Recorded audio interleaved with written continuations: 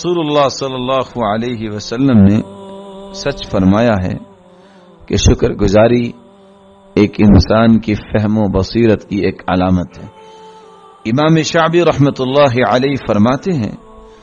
جو 500 صحابہ کو دیکھنے کا شرف انہوں نے پایا، وہ کہا کرتے تھے الشکر نصف الایمان والیقین الایمان کلہ، شکر تو آدھا ایمان ہے، اور اگر اس شکر گزاری پر یقین آ جائے تو یہ پورا ایمان بن جائے گا۔ اور صہیب رضی اللہ تعالی عنہ سے مروی ہے عجبا لامر المؤمن ان امرہ کلہ خیر وليس ذلك إلا لأحد من المؤمنين وليس ذلك إلا للمؤمن إن أصابته سراء الشكر فكان خيرا له وإن أصابته ضراء الصبر فكان خيرا له۔ مومن کو اللہ تعالیٰ نے کیسے انعام سے نوازا ہے، اس کو خوشی ملے شکر کرتا ہے پھر بھی اللہ کے قریب ہو جاتا ہے، اگر اس کو کوئی پریشانی لاحق ہو صبر کرتا ہے پھر بھی اللہ اسے اپنے قریب کر لیتے ہیں۔ اور یہ نعمت صرف اللہ نے مومن کے لیے رکھی ہے، شکر کیا پھر بھی اللہ کا پیارا بنا، صبر کیا پھر بھی اللہ کا پیارا بنا۔ اللہ رب العزت ہمیں صبر اور شکر کی توفیق عطا فرمائے۔ رسول اللہ صلی اللہ علیہ وسلم نے فرمایا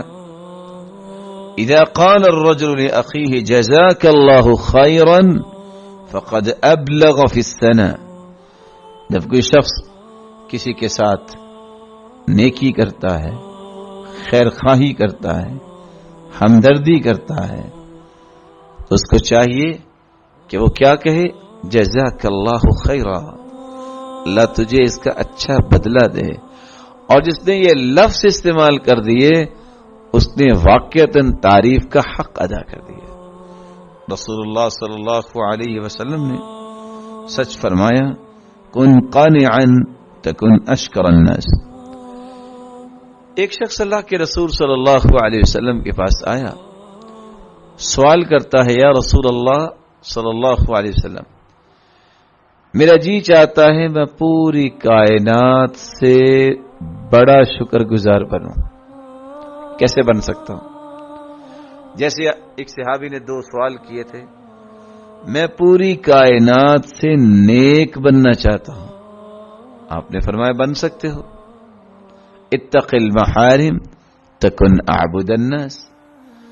تم حرام چیزوں سے بچ جاؤ، تجھ سے بڑا نیک دنیا میں نظر ہی نہیں آئے گا۔ پھر سوال کیا، اللہ کے رسول جی چاہتا ہے میں پوری کائنات سے امیر اور غنی بن جاؤں، فرمایا بن سکتے ہو، وارض بما قسم اللہ لک تکن اغنی الناس، جو بھی اللہ نے دیا ہے مسکرا کے کہہ دو الحمدللہ، اللہ نے مجھے بہت نوازا ہے، تم پوری کائنات سے بڑے امیر بن جاؤ گے۔ یہ تیسرا سوال ہے، صحابی نے کہا کوئی ایسا طریقہ بتائیے کہ میں پوری کائنات میں سب سے بڑا شکر گزار بن جاؤں، تو آپ نے فرمایا کن قانعا تکن اشکر الناس، اگر تم قناعت پسندی کو اختیار کر لو تو کائنات میں صفِ اول کے شکر گزار آپ بن جاؤ گے۔ رسول اللہ صلی اللہ علیہ وسلم کے گھروں میں جس شخص کی پرورش ہوئی وہ ہے حسن بصری، وہ فرمایا کرتے تھے الخیر الذی لا شر فیہ العافیۃ مع الشکر، اصل خیر وہ ہے جس میں کوئی شر نہ ہو، وہ خیر، وہ بھلائی، وہ برکت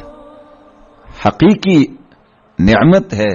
جس کے بارے میں حسن بصری رحمت اللہ علیہ فرماتے ہیں جس شخص کو عافیت اور شکر کی توفیق مل گئی یہ ایسی بھلائی ہے جو کبھی بھی اسے ضائع نہیں ہونے دے گی۔ اور فرمایا فَكَمْ مِن مُنْعَمٍ عَلَيْهِ غَيْرُ شَاكِرٍ،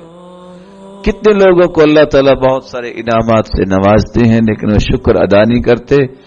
آہستہ آہستہ اللہ وہ اپنی عطا کی ہوئی نعمت کو اس سے واپس لے لیتے ہیں اور کسی ایسے انسان کو دے دیتے ہیں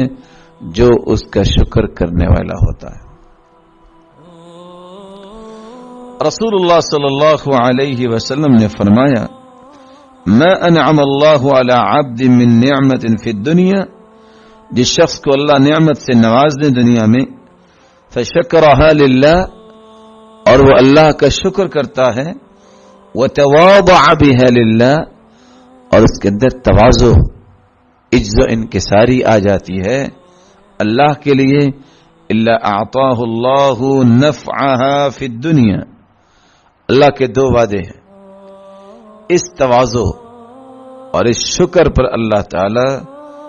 دنیا کے اندر ہی اس کی زندگی کو باعث نفع بنا دیتے ہیں.